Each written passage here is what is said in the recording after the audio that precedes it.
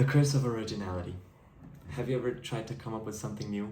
Like just sit down and think, let's invent something. Let's say it was for your class or something, and your professor said, create something to fix this problem. Something new, something innovative. Just to realize that whatever you come up with, it seems like people have already tried to develop it before, or that it's already a real product.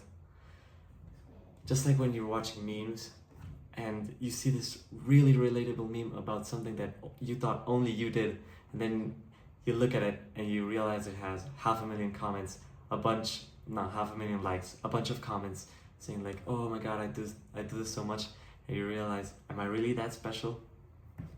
This is something I've been thinking about for a while, because I made this channel a week ago.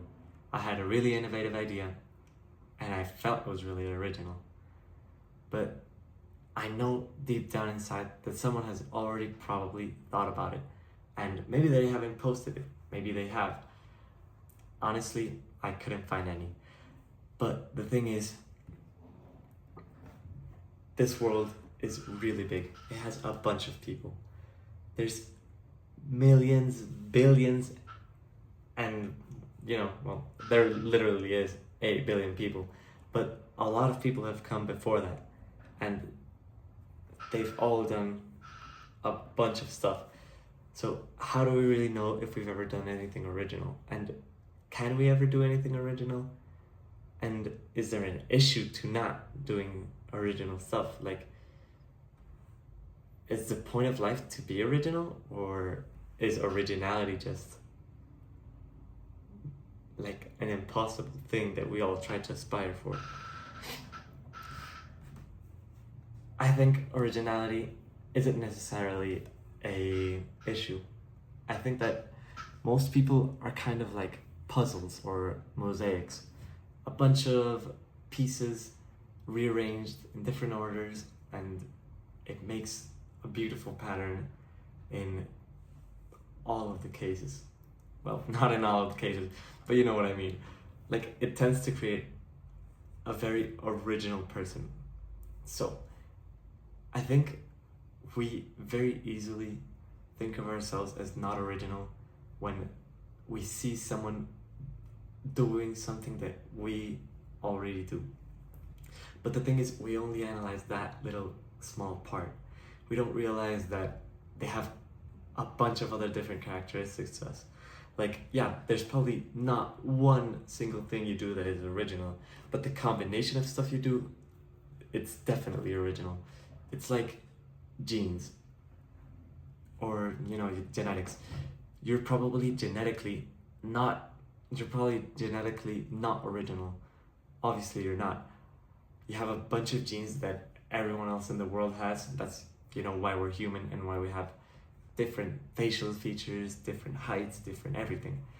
But the complete genetic code you have, it is absolutely original to you, and is one of the things that makes you very special, because it has to do a lot with your ancestry, your parents, your grandparents, and this is where I think originality gets affected by everything else, because we as humans tend to grab traits from other people.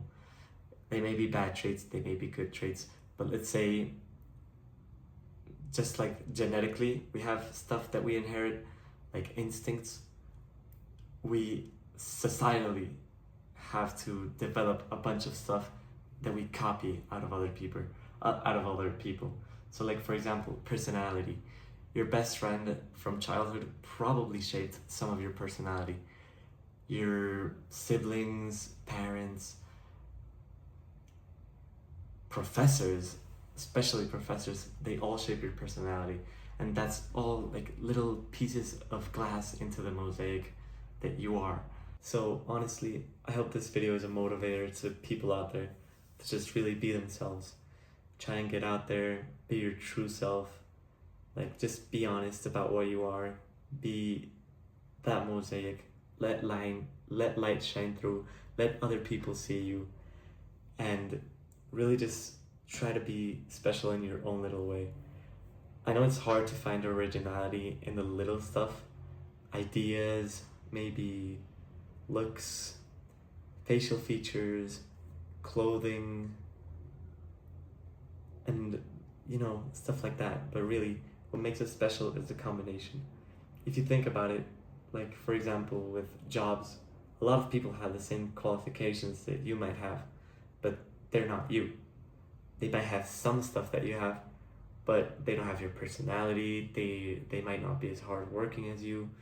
So I think that really what you should try and do is work on yourself, work on being a better version, work on really amplifying the traits that you consider are your strong suits. Work on your hobbies, work on stuff you enjoy. Try to really do what you like, because that's honestly what changes the game.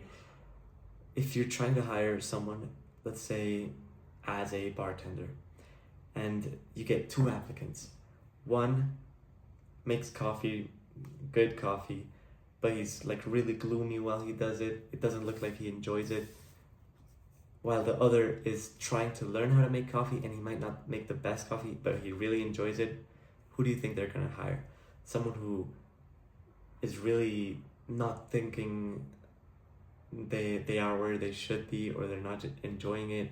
They're not gonna give the customer a good, let's say, experience, or someone who really likes what they do, someone who is willing to learn, willing to upgrade, well, not upgrade, just to get better at it. I think that's what we all have to try and do in life. We're all trying to be better people. We all have to try to do stuff like that. We have to try and change our lives around. When you ever catch a pattern of something that you know you shouldn't be doing, that's the immediate moment you should stop doing it. And I think that's a really big issue with society nowadays, but I might get into that another day. Today I'm just focusing on originality, and I would like you to just think about who you are, think about who you want to be, really appreciate what you are, and just try your best to be you. Try your best to be honest around your friends, and even though you may lose some friendships, they're probably friendships that had fake foundation to begin with. And the friendships that you will make if you are just yourself will be a lot more honest. They will be a lot stronger, because they will be based on reality, on what you are, and on honesty. So don't try to be original in small things. You always have to look at the big picture. You are always original.